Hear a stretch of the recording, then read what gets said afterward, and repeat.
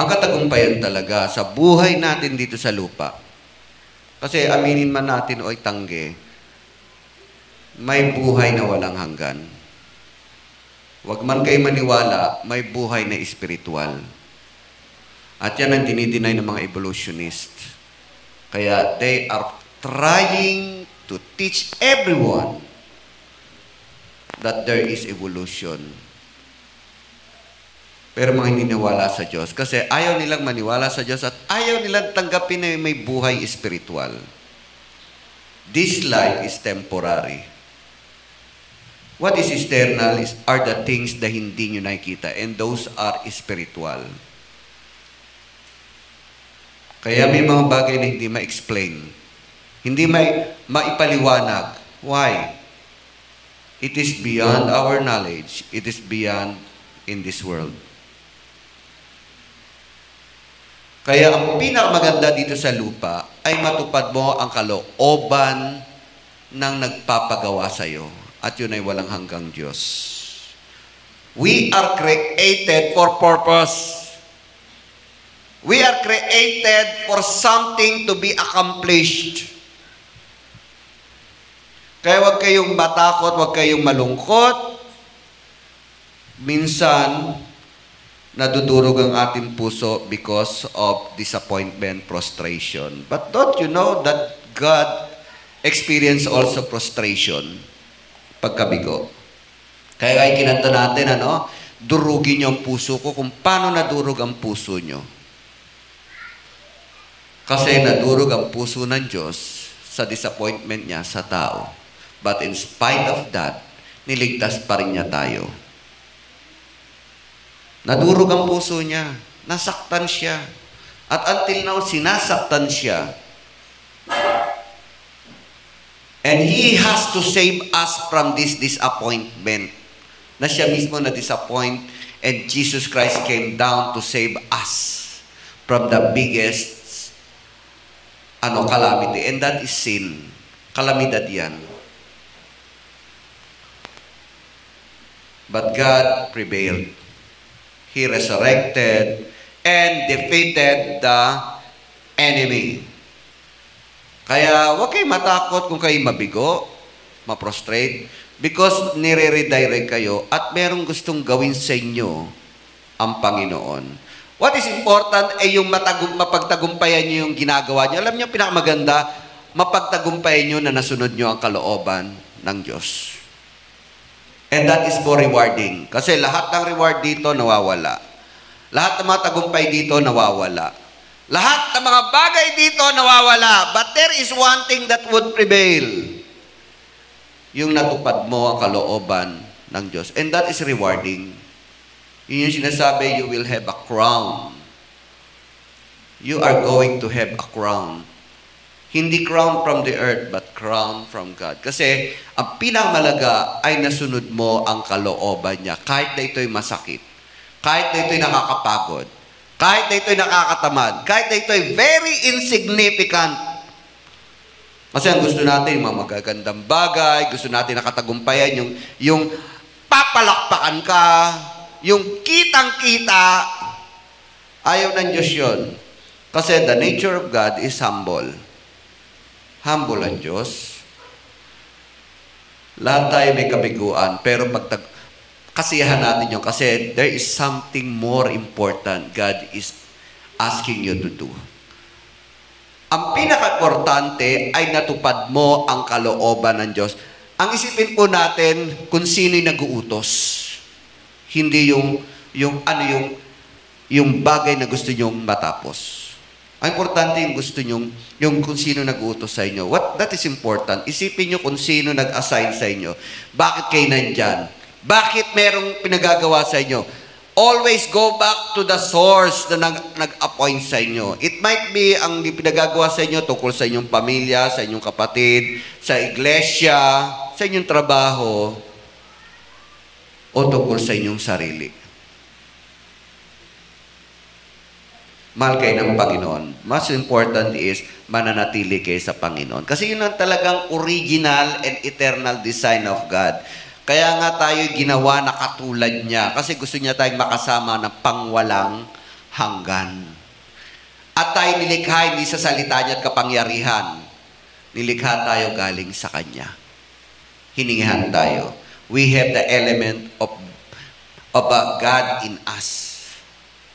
Kaya nga nung sinabi niyang, huwag niyong gagawin yan dahil mamamatay kayo. Alam niyo, una namamatay kapag lumalayo sa Panginoon at nagkakasala, namamatay ang pagiging image niya sa Diyos. Ang Espiritu ng Diyos na nasa Kanya. Yun ang unang namamatay.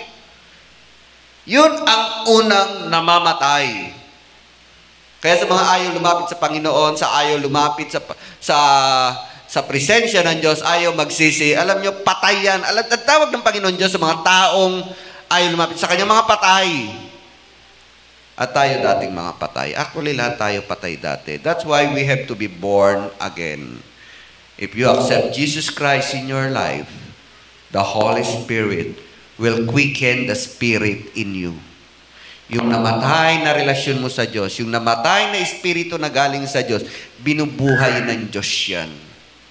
At muli, binabalik niya ang iyong relasyon sa Panginoon at bumabalik ang image mo ng Diyos na talagang binibigay sa iyo ng Panginoon. Dahil ang gusto niya, you should be with Him for eternity. At kapag kayo tinawag ng Panginoon Diyos, ang gusto niya, tupdin niyo ang kalooban ng Diyos sa buhay mo rito. There is purpose. Kaya nga importante, hindi yung kung gusto niyo, anong gusto niyong tapusin, anong gusto niyong ma-accomplish. Hindi po yan kasi minsan, yung gusto nating mapagtagumpayan, maangkin, ay bunga minsan ng inggit. Bunga dahil ng payo ng ibang tao. Huwag niyong tignan yan. Ang tignan niyo kung sino talaga nag-uutos sa inyo. Ang Panginoon Diyos. Now, when Jesus Christ came here, hindi siya maintindihan ng mga tao, ng mga disipulo. Maging mga disipulo, up to the end, di siya maintindihan. Nung muli siyang nabuhay at bumaba ang Espiritu, doon nila naunawaan ang mga sinasabi ni Jesus. Silang iniisip nila dito pa rin sa kamunduhan. Dito pa rin sa daigdig. Pero ang iniisip ni Jesus ay ang makasama kayo panghabang buhay. Mga espiritual na bagay. Kaya, there are 3 verses in John alone, sa John pa lang to ha, na talagang ina-assign na tayo, na may purpose sa atin, na meron dapat tayong i-accomplish. Ito ang mga bagay na talagang sinolo niya na ang mga disipulo. Sa John 15:16, yun yung naghapunan, di solong-solo niya na. Kasi minsan di siya makapagturo na solo niya ang mga disipulo because of the crowd. But this time, sinolo niya ang mga talagang nanatili sa kanya. Except one, si Judas. Sabi niya, malinis na kayong lahat, except sa isa, na sinunod niya ang kanyang sarili. Kaya sana gamitin tayo ayon sa kalooban ng Diyos, hindi ayon sa ating sarili. Minsan gagamitin din kayo, kapag sarili Diyos sinunod nyo, gagamitin kayo sa inyong kapahamakan, sa inyong kabiguan, sa inyong gagamitin pa kayo ng diablo kaysa sa Panginoon Diyos. And ganun nangyayari kay Judas. Mas ginamit siya ng diablo kaysa nagpagamit siya sa Diyos. Kasi talagang minamahal niya ang pera. Mas minahal niya ang pera. Kaya niya binenta si Jesus Pinili niya ang pera kaysa sumunod kay Jesus. Nung nagsasalita na si Jesus, ito ay yung maghahapunan na sila. No? Nandun yung inanoint sila sa pagiging humble. Actually, nabasa niyo yung hinugasan siya, ang kanilang mga paa. Anong significance doon? Actually, anointing yun. Inanoint sila. Inanoint sila bilang tinawag ng Diyos, maging mapagkumbaba kayo. Huwag niyong isipin ang inyong sarili. Huwag niyong isipin ang pakapakanan niyo. Isipin niyo na kayo'y maglilingkod. Anointing yun. Ano nga ba dahilan? Ba't hinugasan? It was the anointing. Sa atin, pinagpipray, pero it was the sign that God is imparting to them. Ngayon, gagamitin ko kayo. Gagamitin ko kayo bilang mga lingkod ko. maghugas din kayo ng paa ng bawat isa. It was impartation of being humble. It was impartation of being a servant. It was impartation na ang titignan ngayon nila, hindi ang kanilang kapakanan, kundi ang inuutos ng Diyos. Kaya pagdating kay Pedro, hinugasan na lahat ng mga paa nila. Hindi nila naintindihan, ba't hugasan? Sa ngayon, hindi nyo pa naintindihan, sabi ni Jesus. Pero later on, maunawaan nyo, bakit ko kayo hinugasan? Pagdating kay Pedro, Lord, wag na wag. Kayong Panginoon, hugasan mo pa ako. Kung hindi ka nagpahugas ng paa, wala kang parte sa akin. Meaning, hindi ko ikaw ma-impart. Hindi ko ma-impart to. Ganun ba? Sige, hugasan nyo na pati ang aking ulo. Parang paliguan nyo na ako. Gusto ko talagang makasama ko kayo. Sabi ni Jesus, kayo malinis na. Hugasan ko lang yung pa. Pero lahat kayo malinis na except sa isa. It was impartation. At bilang Kristiyano, God is imparting you to be a servant of Him. Kaya sabi ng Panginoon, ginagawa ko ito sa inyo. Ngayon, hindi nyo mataintindihan. Pero later, maintindihan nyo. Kasi nga, this time, in John 15:16, in John 17:18, and in John 20:21, i-assign na sila, pahayuin na sila. At bilang maghahayo, huwag niyong ipangarap na maging leader kayo. Huwag niyong ipangarap na kayo ang tagapagsalita. Huwag niyong ipangarap na kayo ay paiba-iba. Depende sa gustong ipautos sa inyo ng Panginoon. Huwag niyong ipangarap na kayo ang lead singer dito. Huwag niyong ipangarap kung ano nakikita niyo na maganda, na kung anong gusto niyong paano kayo gagamitin. Hindi yon ang gusto ng Panginoon. Ang gusto niya, tignan niyo kung sino nag-uutos sa inyo. Tignan niyo kung ano yung pinagagawa sa inyo. Kasi kung gusto ko lang ang gusto ko, sana nag-aaral pa ako.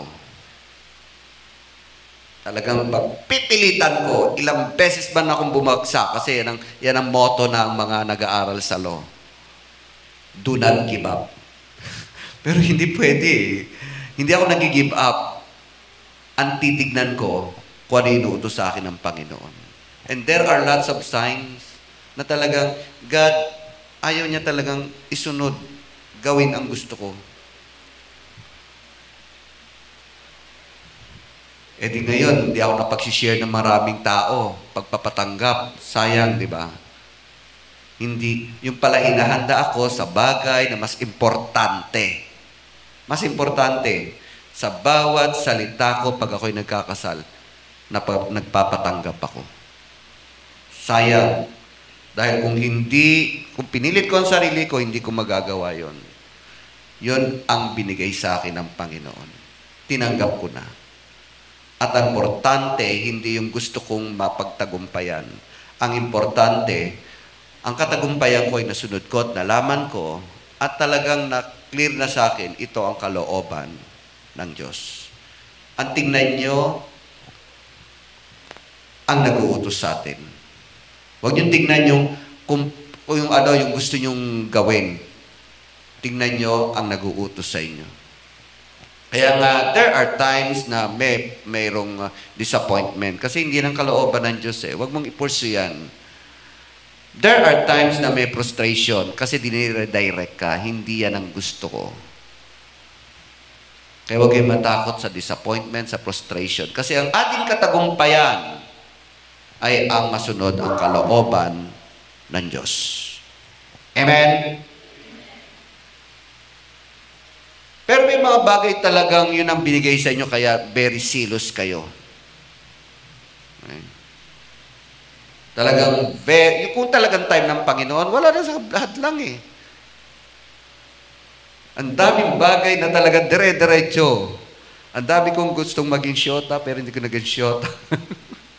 Pero nung binigyan ako ng asawa, ang bilis, 1 month lang, oh. Dire-diretso. Itong gusto ko eh. No, hindi ako makapag-aral. Talagang sinikap ko makapag-aral. Hindi ako makapag-enroll. Pero no ako pinag-aral ng Panginoon, in 4 years, di ko naramdaman, natapos ko. Parang ang bilis.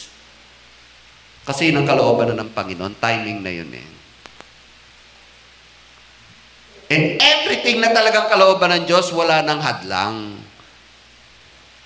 Lahat ng bagay. Kapag may humahadlang sa inyo, pakiramdaman niyo, ipag-pray niyo, Lord, baka hindi talaga kalooban niyo ito. I'm willing to follow you. Sundin niyo yun. Kaya importante, hindi yung gusto nyong makamit, matapos, mapagtagumpayan, ang importante ay nasunod nyo ang kalooban ng Diyos. At hindi kayo pababayaan ng Panginoon. Kasi sa bawat plano niya, ito ang tama. Sa bawat plano niya, doon kayo gagamitin ng Panginoon. Sa bawat plano niya, doon kayo magiging masaya. Kaya dito, hindi lamang ang mga disipulo ng Panginoon ang sinasabihan niya nito. Even in his prayer, at tunay niyang prayer, yun sa 17, sa chapter 7, yun talagang prayer niya, hindi yung the Lord's Prayer na our Father. Hindi, lang yun, pattern. Hindi panalangin ni Jesus yun. Kung gusto niyo paano siya nanalangin at anong pinanalangin niya, yung kaibuturan ng puso niya, basahin yung chapter 17 ng John. Yan ang talagang nasa puso niya. So, nung sila'y nagtitipon na, no? Basahin na natin yung John 15:16. Basahin natin. Sige, pakibukas nga. John 15:16. Kasi sosolohin niya na eh. Kasi kinabukasan, huhulihin na siya. Kaya it's very important na yung mga importante niya sasabihin niya. Talagang winantuan to na. And one of the most important na sasabihin niya bago siya ipako sa krus ito, you did not choose me, but I chose you and appointed you to go and bear fruit. Fruit that will last. Then the Father will give you whatever you ask in my name. Kaya yung ating panalangin, hindi ko ano yung gusto nyo. Huwag kayo maniwala na basta't sinabi mo in Jesus' name, basta't manampalataya ka, ipagpilitan mo, ipagsiksikan mo. Hindi po, hindi tama yun. Kung hindi kalooban ng Panginoon. Sumusunod, ginagawa niya lang yan. Sabi nito, kung ikaw'y susunod sa kalooban niya, at ito'y kalooban ng Panginoon, ng Ama, ibibigay niya ang lahat ng sa inyo. Ng lahat ng hilingin nyo. And another thing na nakikita niya, yung mga fruit na gusto niyang ibigay sa atin, ito yung mga fruit ng mga ginawa natin dito sa lupa. That will last. That will last. Ang trabaho nawawala. Ang ating mga achievements dito, ano man yan, medalya man yan, ay kumukupas. Ang pera nananakaw at bumababa ang value. Ang bahay nasisira. Lahat ng yan nawawala. Ang gusto niya yung lasting forever. And that is what He said, huwag kayo mag-ipon dito. Kasi there is a better life with me. Gusto ko mamunga kayo dito sa lupa na mananatili ng walang hanggan. Ito yung makasama ko kayo ng walang hanggan. At huwag kayo mag-alala. Ito yung mga iba pang sinasabi niya. Huwag kayo mag-alala. In my Father's house. You see, may bahay pala. May titirahan pala tayo. May pahingahan din tayo. Meron din pala rong komunidad. Meron din pala ang mga tao kita pa rin. In my Father's house, there are many rooms. I will prepare it for you. And I'll come back and it is for you. Para sa inyo yun. So, wag yung isipin na ang langit, lulutang-lutang lang kayo. Hindi po, ito'y komunidad pa rin. That there are responsibilities, that there are things to do, na may pamamamalaan din tayo. Meron po. Huwag tayo magsisikan sa langit, marami pa siyang gagawin. Apakalawak ng Jupiter. Apakalawak ng Saturn. Earth pa lang ang kanyang pinasimulan at susunugin niya na ito at papalitan niya ng bagong heaven at bagong earth. Marami pa siyang gagawin na kayo mamamahala. It will last forever. The reason why Jesus Christ resurrected at muli siyang nabuhay, and 40 days and 40 nights, pinubra niya kung anong klaseng katawan meron siya. Hindi yung wag tayong magagaya na ang lolo natin maggagala pa rito kanyang kaluluwa ng 40 days and 40 nights. Mali po yun. Huwag kayo maniwala doon. Hindi po gagala ang mga kaluluwa. Ito ay i-prove niya lang na anong klaseng katawan meron siya. Pinatunayan niya sa lahat ng disipulo, inisa-isa niya yan, na ako'y buhay. And then, mag-meeting tayo sa Galilea kasi aalis na ako. And bago siya umalis, ito'y mahalagang sinasabi niya. Hindi lang ito 12, actually may mga disipulo pa. Kasi disipulo, iba yung apostol. Aside from apostle, meron pa siyang mga kinakausap dito, mga disipulo. Kaya nung siya'y muling nabuhay, pinatunayan niya na itong katawan na magkakaroon kayo. Yun ang dahilan kung bakit may 40 days and 40 nights siya nagpakita. Kasi yung mga katawan natin ito ay papalitan na rin. Kurap na to eh. Sinumpa na to at diniklara ng Panginoon Diyos, mula ka sa alabok, babalik ka sa alabok. Babalik talaga to. And the second Adam is Jesus Christ, na mula sa langit, walang kasalanan, subalit namatay na parang makasalanan, ngunit muling nabuhay na katawang panlangit. At yun ang dahilan kung bakit siya muling nabuhay, kasi lahat ng mananampalataya kay Jesucristo ay muli ring mabubuhay tulad ng katawan ni Jesucristo. It is to prove na ang lahat ng katawang ito ay muling papalitan ng bagong katawan. That is the essence of 40 days and 40 nights and 40 days. Kaya naman sila talaga naghayag, totoo pala, mayroon resurrection. Mali yung tinuturo ng Sadduceo na walang resurrection. Mali yung tinuturo ng mga Griego na walang resurrection. But Jesus Christ proved it. Kaya napaka-zealous nila na mayroong muling pagkabuhay, na tayo muling mabubuhay, na ang katawang lupang ito ay papalitan ng katawan tulad ni Kristo. And that is their hope. Na until now, that we have to preach. Ang lahat ng hindi magsisisi tatanggap kay Jesus, mananatiling patay ang kanilang ang katawan lupa hindi papalitan, kundi itatapon sa dagat-dagatang apoy. Pero tayo, magkaroon ng bagong katawan. Ngayon, dun sa John 15:16, ito'y sinabi niya habang sila ay nasa loob. Basahin naman natin yung John 17:18. Basahin natin yung John 17:18. Okay. So John 17, as you sent, ito yung panalangin na, 17. Remember, I told you, the real prayer of Jesus Christ is in chapter 17. Yun yung pinapanalangin niya na pagkatapos niya magturo, mag-seminar, mag-lecture ng buong gabi sa mga disipulo niya at sa mga apostol, nanalangin naman siya sa Ama. Panginoon, i-glorify niyo ako. I-glorify niyo ang inyong pangalan. Nandun lahat yon. Gawin niyo silang isa, tulad nating iisa. At isa sa mga panalangin niya, as you sent me to the world, ako'y sinugo niyo. Ngayon, Panginoon, sinesend ko sila. Protektahan niyo sila. Ingatan niyo sila. Pinaingatan ko sila sa aking pangalan. Ngayon, ingatan niyo sila sa inyong pangalan. Nananalangin na tayo na ang Panginoon. Inappoint niya kayo at ngayon pinanalangin kayo sa 17. That God appointed you, now God is praying for all those who will obey. Protektahan kayo. Bigyan kayo ng kapangyarihan ng Panginoon Diyos. Yan ang panalangin niya sa 17. Now, you sent me, Lord.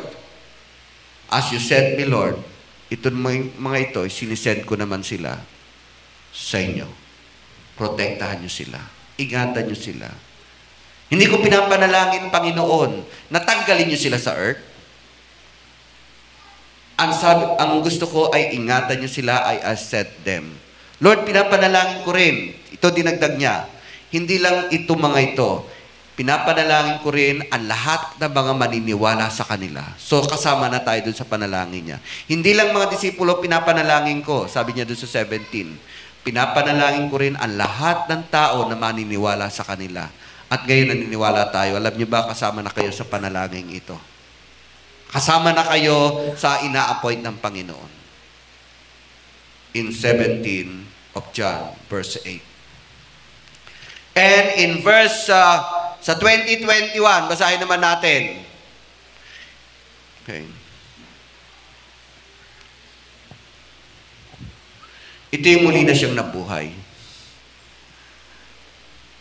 Pinako na siya at muling nabuhay. Minsan, ang mga disipulo, nasa bahay, nagtitipon-tipon. Sarado na describe doon, sarado ang bintana, sarado ang pinto, dahil sa takot nila sa mga Hudyo. Kasi talagang gusto nilang buwagin si Jesus. Gusto nilang buwagin ang ginawa niya. Ayaw nilang magtitipon-tipon kayo sa pangalan ni Jesus. Kaya ito'y sarado. Pero biglaan, nagpakita si Jesus sa harap nila. At isa sa mga sinabi niya, ako ito. Again, Jesus said, peace be with you. As the Father has sent me, I am sending you. So, 3 times, nung sila'y naghahapunan, bago siya ipako sa krus, sa kanyang pananalangin, at nung muli siyang nabuhay. Ganyan ka-emphasize ang Panginoon. I am sending you. Peace be with you. Huwag kayong matakot. Lalo na ako ngayon ay muling nabuhay. In other verse, ako'y laging sa inyo. So what is important in this world? Ginamit kayo kung nasad kayo sa inyong profession, sa inyong lugar, sa inyong trabaho, dito sa ministry. Bakit kayo nandyan? Because God has something to say to you. God has something na gusto niyang ipagawa sa inyo. Huwag niyong isipin na ang ministry ay papagiging pastor lang o pagiging evangelist lang. Alam niyo, ministry, we are one body. Maaring ang unang ministry natin ay ang ating pamilya, ang ating katrabaho, ang ating ka-classmates, ang ating komunidad. Ipakita natin ito, na si Jesus ay muling nabuhay. Now, every Christian who felt the saving grace of God is chosen. Kasi kung hindi nyo na-feel talaga na kayo niligtas, hindi nyo na-feel na ang pag-ibig ng Diyos, hindi nyo na-feel sa awitan ay talagang siya ang inaawitan nyo, maaaring hindi pa kayo chosen. Maaaring nandito lang kayo kasi nag-o-observe. Maaaring nandito lang kayo dahil meron kayong gustong makita. Maaaring nandito lang kayo kasi nahiya kayo sa nag-invite sa inyo. Pero as long as you felt the grace of God in you, alam niyo ba, you are chosen. The Holy Spirit is upon you and touching your heart to follow Him. You are chosen. God is appointing you. Let us go back to John 15:16. Let's go back to John 15:16. You did not choose me. You see? Kaya ka narito kasi may plano ako sa buhay mo. Alam ko naman ang gusto mo eh. Ang gusto mo, ang mga bagay dito sa lupa. Pero now, alam ko may hinahanap ka pa, yung lasting. Now, I am appointing you. Kaya ka narito kasi redirect kita. Nandito ka para malaman mo kung sino ako. Now, I am appointing you. God is appointing us. God has appointed us. As long as you felt His presence, as long as you understood His will in your life, God is appointing you.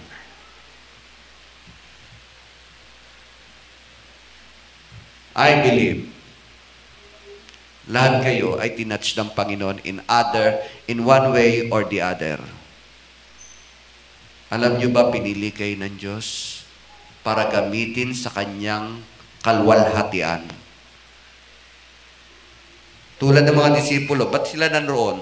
Umalis yung hindi pinili kasi mas ginusto niya, si Judas nawala. Kasi hindi siyang, bagamat pinili siya, para mas ginusto niya ang sarili niya. Pinahamak niya ang sarili niya.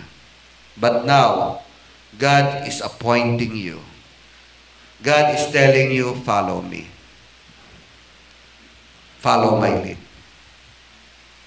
Yan ang kalooban ng Panginoon.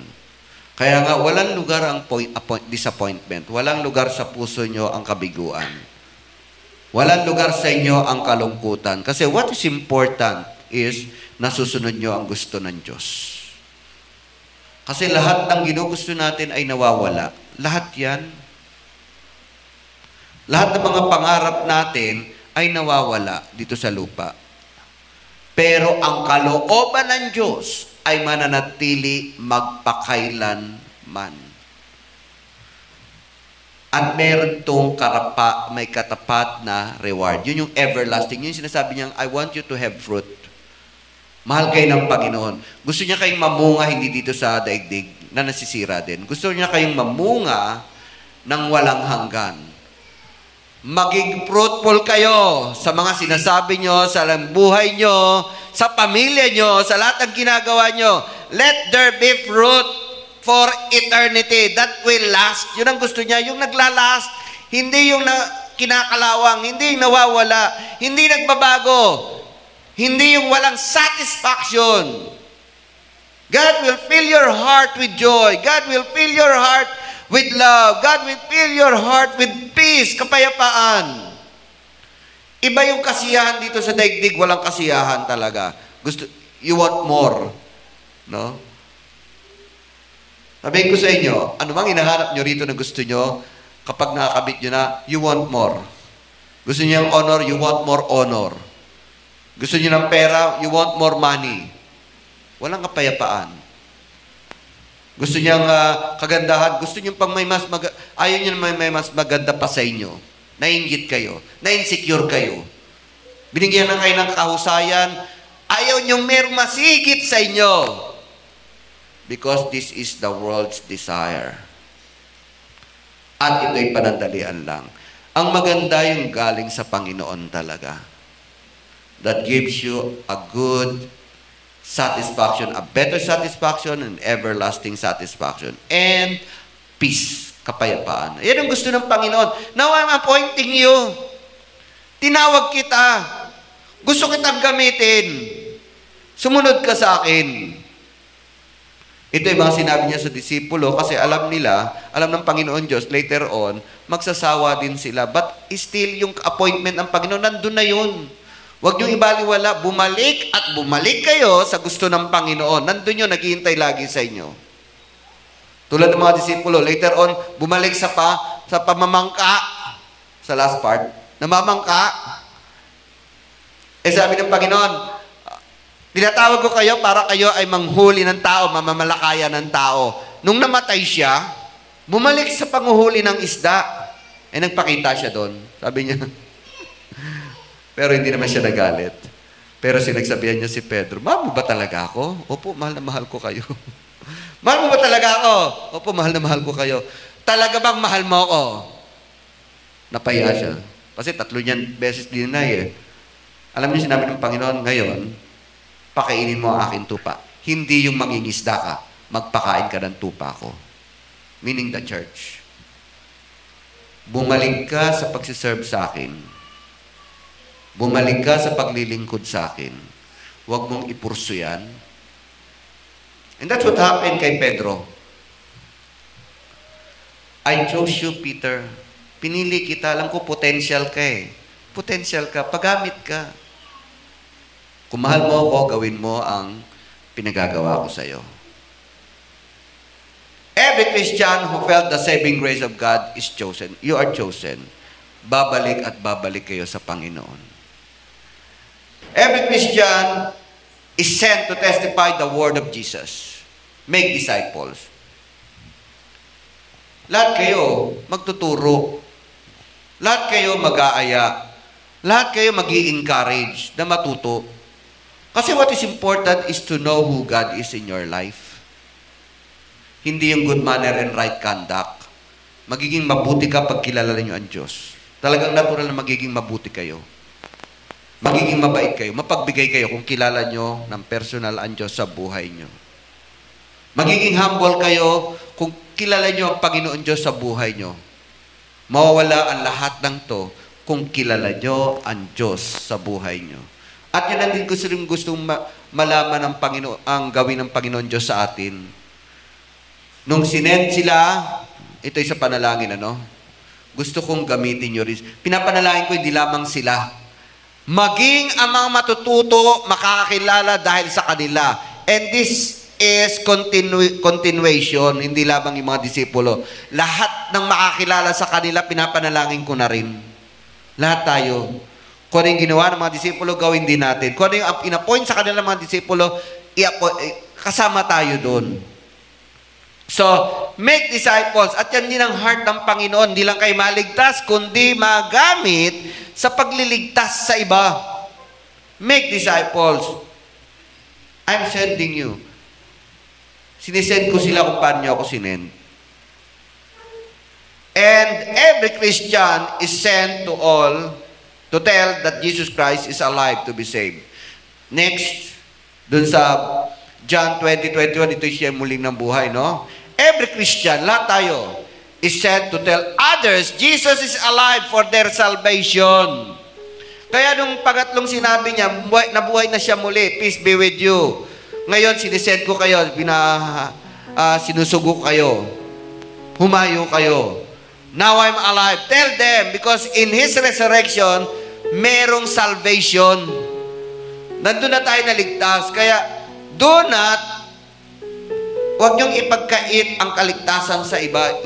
Sineset ko kayo upang sabihin din sa kanila na ako'y muling nabuhay, may pag-asa, na kahit na sila'y mamatay, sila'y muli ring mabubuhay tulad ko. That there is salvation, there is forgiveness of sin because I was dead and resurrected. So, this time, evangelism, mag-evangelize tayo. And that is God's heart. Yun nasa puso ng Diyos. Tatlo, I'm appointing you. Lahat kayo in-appoint ko. Gusto ko magturo din kayo sa iba. At ikalat nyo ang kaligtasan. And that is how important, bago siya mamatay, at nung siya muli nang nabuhay, bago siya umakyat sa langit, ang kanyang tema, in-appoint ko kayo, mag-disciple kayo, ipahayag nyo ang kaligtasan para sa iba.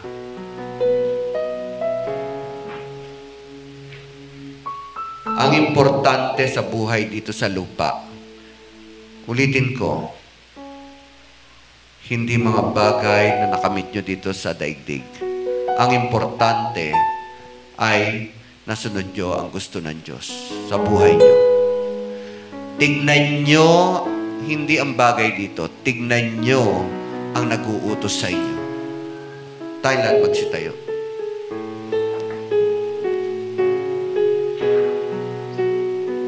Praise God.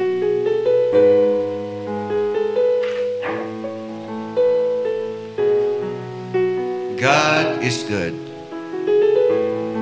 He gave us an assurance, hindi niya kayo iiwan, ni pababayaan man. Hindi niya kayo pagkukulangin.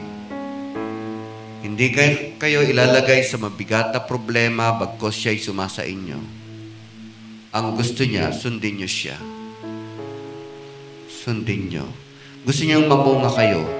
Gusto niyang magkaroon ng reward kayo, nakasama kayo.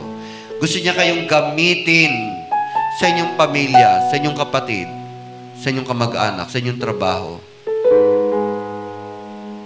or sa ibang tao. Panginoon, salamat, Lord God, sa oras na to. Lord, we offer our life to you.